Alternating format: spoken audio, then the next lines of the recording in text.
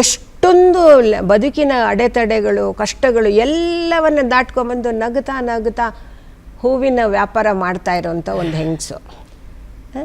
ಅವಳಿಗೆ ಅವಳ ಗಂಡ ಸತ್ತ ಅಂದ್ಬಿಟ್ಟು ಅವಳು ಹೂವು ಮುಡ್ಕೋಬಾರ್ದು ಅಂತ ಹೇಳಿದ್ರಂತೆ.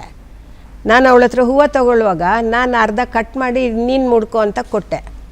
ಅವಳು ನನಗೆ ಮುಡ್ಕೊಳ್ಳೋಕ್ಕೆ ನನಗೇನು ಅಭ್ಯಂತರ ಇಲ್ಲ ಮತ್ತು ನನಗೆ ಇಷ್ಟ ಕೂಡ. ಆದರೆ ನಮ್ಮ ಮನೆಯವ್ರು ಇದ್ದಾರಲ್ಲ ಅವರೆಲ್ಲ ನಾನಂದೆ ನಿಂಗೆ ಇಷ್ಟ ಇದೆ ತಾನೇ, ಇವಾಗ ನೀನು ಮುಡ್ಕೊ, ನೀನು ಇವತ್ತು ಮನೆಗೆ ಹೋಗೋ, ಏನು ಹೇಳ್ತಾರೆ ನೋಡೋಣ ಅಂತ.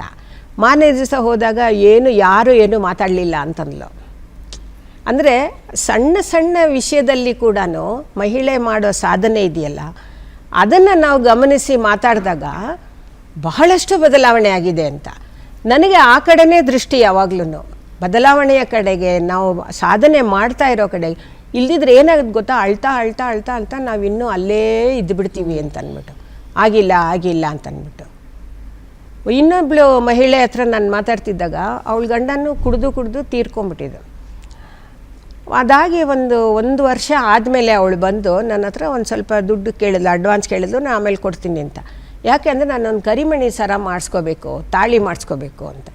ಯಾಕೆ ಅಂದರೆ ಅವಳ ಗಂಡ ಅವಳು ಕರಿಮಣಿ ಸರನ ತೊಗೊಂಡೋಗಿ ಅಡ ಇಟ್ಬಿಟ್ಟು ಕುಡಿದ್ಬಿಟ್ಟು ಹಾಳು ಮಾಡಿ, ಅವಳ ಗಂಡ ಸತ್ತೋಗಿರ್ಬೋದು, ನಾನು ಯಾಕೆ ಹಾಕೋಬಾರ್ದು, ನನಗದಿಷ್ಟ ಅಂತ ಹೇಳಿ ಅವಳು ಮಾಡಿಸ್ಕೊಂಡು ಹಾಕ್ಕೊಂಬರ್ತಾ ಇದ್ದಾಳೆ. ಈಗ ನನಗೆ ಆ ಸಣ್ಣ ವಿಷಯ ಕೂಡ ದೊಡ್ಡ ಸಾಧನೆ ಅಂತ ನನಗನ್ಸುತ್ತೆ.